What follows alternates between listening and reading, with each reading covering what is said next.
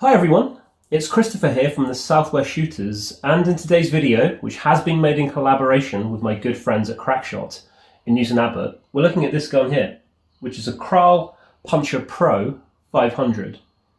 And the 500, I would imagine, refers to the capacity of the massive cylinder on this gun. So it's a 500cc cylinder, and that essentially translates to a massive shot count.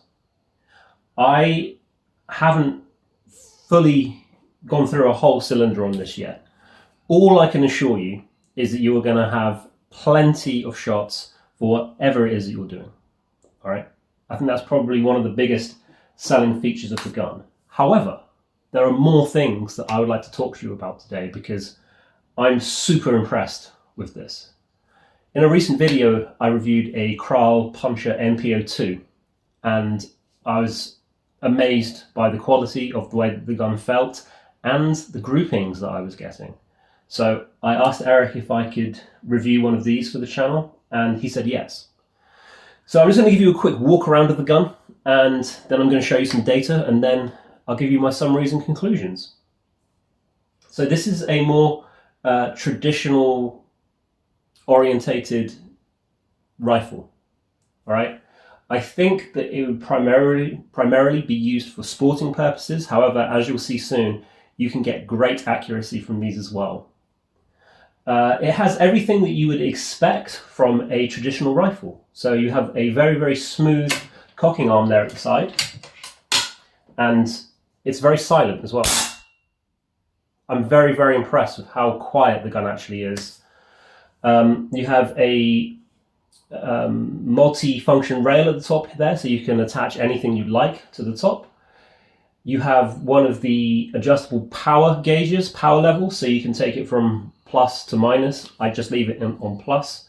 And you have an adjustable trigger here, and it's really good quality. I'm super surprised by these. I will be honest, I did suffer a little bit from looking through some of the forums and not hearing good things about these guns, but I'm super impressed by these. It has a sort of flamed walnut stock. It's unfinished as well, and I really like that. So it's going to age the more you use it. The oils of your hands will seep into the gun, and it will sort of mold a little bit to you. But it's very, very comfortable to use, and it has, as you would expect, a safety switch there as well. So what we're going to do, I'm going to show you the groupings that I was able to get earlier on today in far from ideal conditions at 30 and 40 meters. So we're going to look at that data now, and then we're going to talk about it. Zoom on this.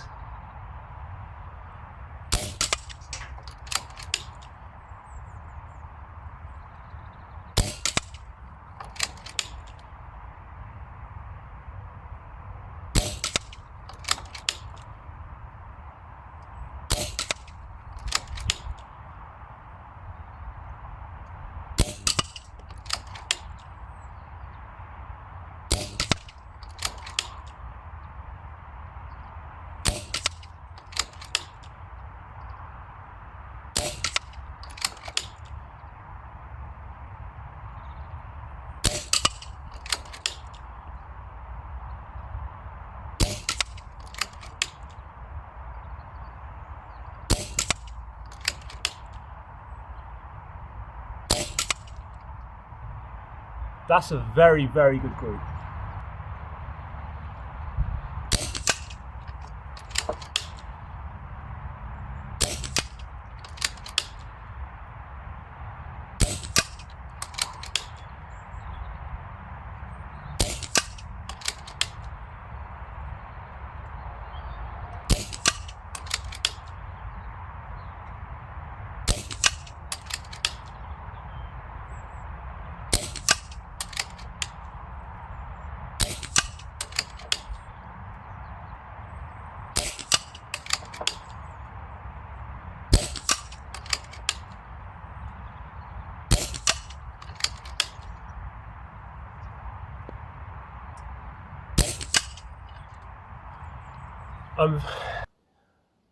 I'm very impressed with that.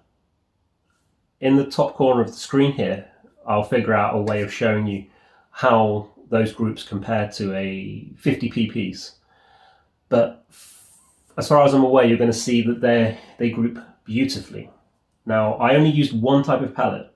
In 2.2, the pellet that I always seem to favour, or the guns always seem to favour, is the Air Arms Diablo Field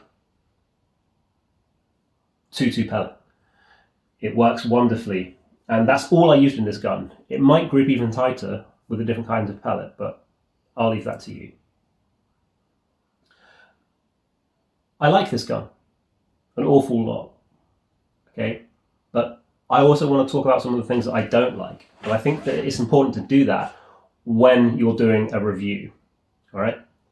So the gun comes with two 12-shot magazines, a single shot tray, a Picatinny rail to attach to the bottom, and the associated Allen keys you need. And this is one of the criticisms. All that stuff's good. It was a little bit difficult to get the cap off the fill port at the bottom of the gun and attach the probe that the gun comes with. Right? Maybe it was just me finding it too fiddly. I didn't really like that. You'll notice that this is a right-handed stock. You only see me shoot on a bench on the videos, but I did a little bit of offhand shooting, and I always shoot left-handed for some reason. It didn't feel particularly comfortable for me when I had my cheek on that sharp edge there, but it's not intended for that. I can absolutely see that. Other than that, the other final thing that I'll say is I find the power adjustment wheel to be redundant. I think it's a feature that is not needed on this gun. I would much rather just see it maxed out all the time. That's just me. You might have some utility for that. I don't. Other than that, you have a accurate gun that feels solidly constructed, that has a high shot count, that's easy to use. Now here's the best bit. I'm looking down here because I want to get this right. The price for the gun is £584 and 99p. I'll say that one more time. The price of this gun is £584 and 99 pence. That's money. Okay, you're getting. That's not an insignificant purchase. Let's put it that way. But what I am saying is, for under £600, I know that you'll need a scope and a way to fill the gun, and you'll need to buy the pellets. But Crackshots can sort you out with all of that. You can get a really good gun that's very, very accurate and has a massive shot count. I don't think you'd want anything more than that. So before I give you the little twist at the end of the video, I'm just going to remind you that this gun is available, as many other Kral guns from my friends at Crackshot in Newton Abbot, and every gun that they sell will come with a lifetime warranty, as long as the gun is over £300, which this is. They're also happy to arrange a RFD transfer to anywhere you are in the country.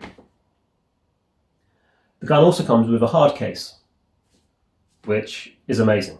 And the other good thing about the hard case is you'll notice that the Hawk scope that I had in the the grouping video, it fits in the case. So I really like the fact that when you put a scope on a gun, it fits in the case. Very, very simple, but they seem to think of everything. So you can store the gun safely and securely.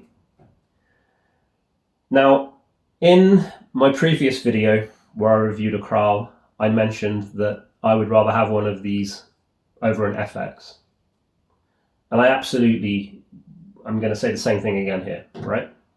Now, this isn't a like-for-like direct comparison, what you're about to see, but this reminds me of the FX Crown, which I have reviewed, and it was a good gun, don't get me wrong. But for £1,000 less, you could buy one of these. So to finish off, I'm just going to show you the groupings again of the Kral from today in less than ideal conditions at 30 and 40 meters, and I'll show you some groupings of an FX at the same distance. There are going to be little factors that you might prefer about an FX, possibly, right? But if you're considering an air rifle, spend some time thinking about these. All right, and the reason why I'm showing you the comparison data with an FX, they're a iconic brand, and I think that these are starting to give them a serious run for their money. Thank you for all the videos, all the views, and the comments on my videos, and we'll be back for more very, very soon. Take care. See you soon. Bye-bye.